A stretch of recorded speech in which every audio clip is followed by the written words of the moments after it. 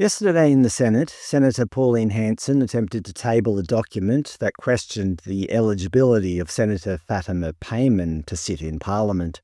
The issue is that Senator Payman, leader of Australia's Voice Party, a party that she founded only in October after leaving the Labor Party in July, is a dual citizen as she was born in Afghanistan. Her family fled the Taliban when she was 5 years old, even though she became an Australian citizen in 2005. According to Afghan law, this does not automatically revoke her Afghan citizenship. She says she approached the Afghanistan embassy in Australia in 2021 to renounce her citizenship, but the embassy could not proceed as it had no contact with the Taliban government. The issue is with Section 44 of Australia's Constitution, which states, "Any person who is under any acknowledgement of allegiance, obedience or adherence to a foreign power, or is a subject or a citizen, or entitled to the rights or privileges of a subject or a citizen of a foreign power, shall be incapable of being chosen or of sitting as a senator." So according to the Constitution, a dual citizen simply cannot become a citizen, so obviously Senator Hanson makes a valid point. But the argument is that Senator Payman has taken all reasonable steps to renounce her Afghan citizenship. Anyway, in Parliament yesterday, Senator Payman was angered that Senator Hanson tried to table the document. She said, "Instead of representing her constituents through the chair, Senator Hanson is more caught up in Section 44. You know what? Through the chair, Senator Hanson has worn the burqa in this place. Maybe it's time that she pack her burqa and go to Afghanistan and talk to the Taliban about this."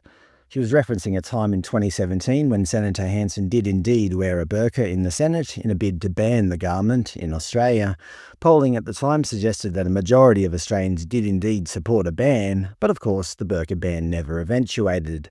Apparently it didn't matter what the majority thought. Continuing her tirade, Senator Payman said other things, such as, "All that Senator Hanson does in this place is spread hatred and spread division because that's what she's made to do here. It's outrageous. It's beyond comprehension. I think you've got better things to do than worry about Section 44 here when there's nothing to see. The racism and comments and quotes that you've made in the past. Somebody bring the dictionary, because Senator Hanson does not know the definition of racism. The fact that you would say just weeks ago to Senator Faruqi, 'Piss off back to Pakistan,' means you're not just vindictive, mean, nasty, you bring disgrace to the human race." She's referring to Green Senator Marine Faruqi, who came to Australia as a skilled economic migrant in 1992, who, a day after Queen Elizabeth II's death in September 2022, tweeted, "Condolences to those who knew the Queen. I cannot mourn the leader of a racist empire built on stolen lives, land and wealth of colonised peoples."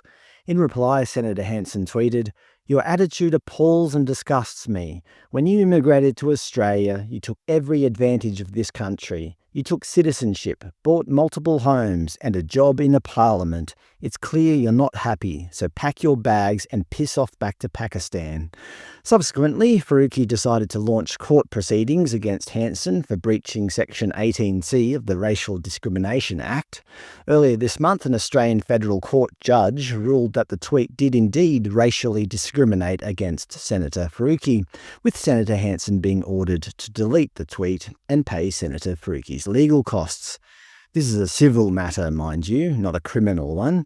Senator Hanson and her legal team have since said they will be appealing the decision, stating that the tweet never mentioned Senator Faruqi's skin colour or race. The tweet may have been considered offensive to some, but it was not racist. To be fair, Senator Faruqi's tweet could also be considered to be offensive to some, but yet she seems to be allowed to say it.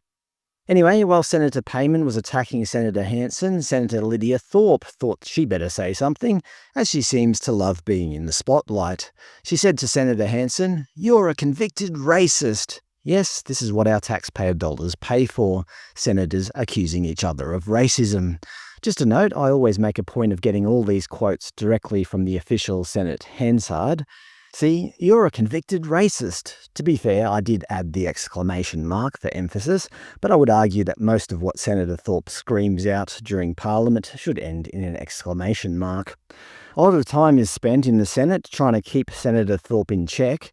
Senator Thorpe interjecting, then the Deputy President saying, "Senator Thorpe, it is not adding to the debate."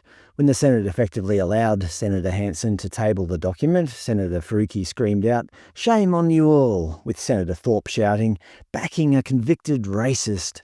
Again, I would have used exclamation marks in both those cases. Senator Thorpe interjecting, "Senator Thorpe, you're not helping," with Senator Hanson asking, "Do you still use the Chairman's Lounge?" And Senator Thorpe replying, "Yes, I use the Chairman's Lounge, absolutely, on the colony's money. The colonisers pay me to use it." Remembering that all Senator Hanson wishes to do is table some documents, she says, "I move that I table the documents." Senator Thorpe interjecting. Finally, the Deputy President loses his cool. "Senator Thorpe," this time they actually add an exclamation mark, with Senator Lambie saying, "You are disgusting, Senator Thorpe!" Exclamation mark. Anyway, at some point during the proceedings, Senator Thorpe tears up Senator Hanson's motion and throws it at her, with Senator Thorpe storming out and giving the middle finger to the Senate. Again, your taxpayer dollars are paying for all of this. To cut a long story short, the Senate have suspended Senator Thorpe for the rest of the year, which is just today to be fair, with Labor Senator Penny Wong saying, "There have been dozens of instances, including multiple instances of Senator Thorpe making inappropriate, sometimes abusive comments towards other senators and then disrupting proceedings by refusing to withdraw. Despite attempts to work with Senator Thorpe, she's increasingly engaged in such behaviour in this Senate. This fortnight alone, the Senator has been censured by the Senate, sworn in the chamber, repeatedly made offensive gestures when leaving the chamber, and made comments resulting in First Nations senators from across this chamber feeling culturally unsafe.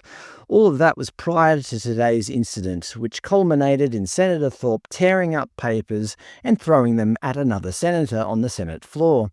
This behaviour would not be tolerated in any workplace." The majority of senators voted to suspend Senator Thorpe, with the notable exception of the Greens and Senator Payman, with Greens Senator Larissa Waters explaining their decision not to kick out Senator Thorpe. She said, "We do not think that the behaviour of Senator Thorpe in tearing up the paper and sending that in the direction of Senator Hanson was a behaviour that we would like to see repeated. It's not a behaviour that we think is appropriate. We also do not think that the approach of denying her for an entire day the ability to exercise her vote in this Senate is an appropriate and proportionate response to that action." Oh, why not? Can you guess? Let us all reflect on how we behave, but let those of us who live with white privilege remember that institutionalised racism doesn't affect us as it does people of colour. I'm sure anyone who was in the chamber would realise that the behaviours that were undertaken this morning came about following an attempt by another senator to exclude a different senator of colour. And it was in the context of a debate that had racially charged overtones. I acknowledge that in a proceeding taken by Senator Faruqi, Senator Hanson has recently been shown by a court to have breached the Racial Discrimination Act. That is the context in which we have approached our response to today's behaviour. So basically, the Greens, who claim to be against violence against women, don't want to suspend a senator for a single day who clearly assaulted another senator by throwing paper at her, because essentially they disagree with her politics and label her a racist. And of course, they can't help but refer to white privilege and people of colour. They're always labelling everybody else racist, but they can't help but refer to everybody in terms of race. Actually, they're the racists, and they're a bunch of hypocrites. Unsurprisingly, even though she was suspended, Senator Thorpe snuck into Parliament anyway, with her shouting, "Free, free Palestine! From the river to the sea, Palestine will be free." She also added, "Australia is a very racist, divided country. We want our land back, we want our babies back, and we want the king to just f*** off." So yes, this is what your taxpayer dollars are paying for.